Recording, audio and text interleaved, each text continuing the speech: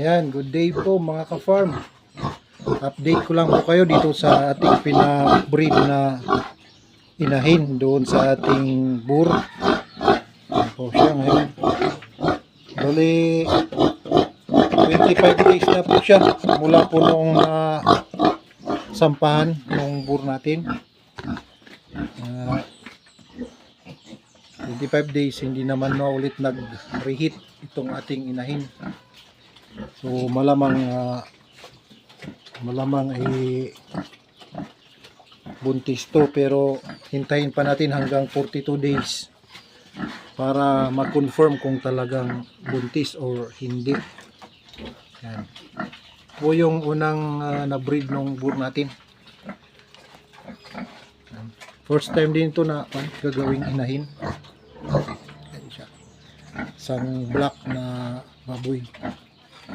So ito kasi dito sa amin mga ka-farm, bali mostly pong ginagamit, lalo na pag traditional na okasyon, ang ginagamit po nila is ito, mga black na baboy, mga itim na baboy. Ayan, tulad ng pangkanyaw, ganyan. Ito po yung mga ginagamit, mga kulay black na baboy. So kaya po kami nag-breed ng ganito na kulay. Ayan. Bali 25 days na mula nung bulugan itong baboy na to. Ayan. Parang medyo lumalaki yung tiyan, pero hintayin pa natin na maging 42 days para sureball.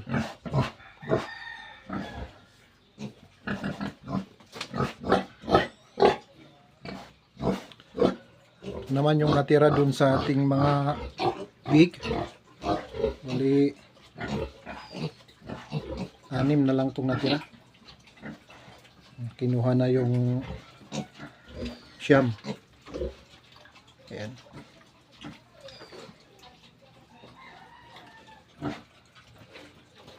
Ito naman yung nanay nila, hindi pa naglalandi.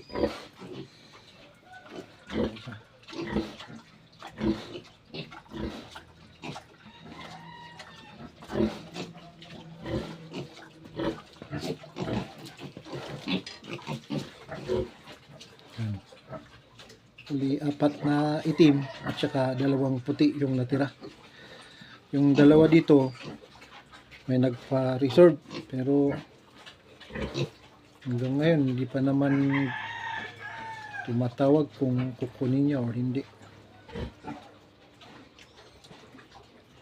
Yan. Isa.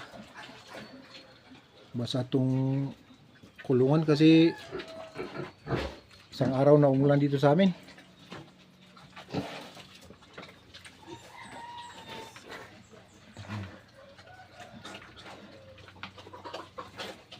Sana positive na buntis to para may mga big na naman tayong alagaan.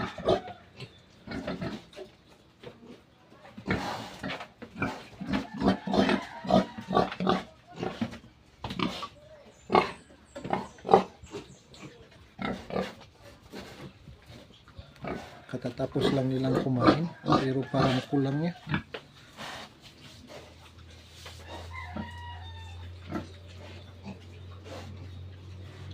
Yan, so hanggang dito na lang mga ka-farm. Maraming salamat. Happy farming and God bless us all.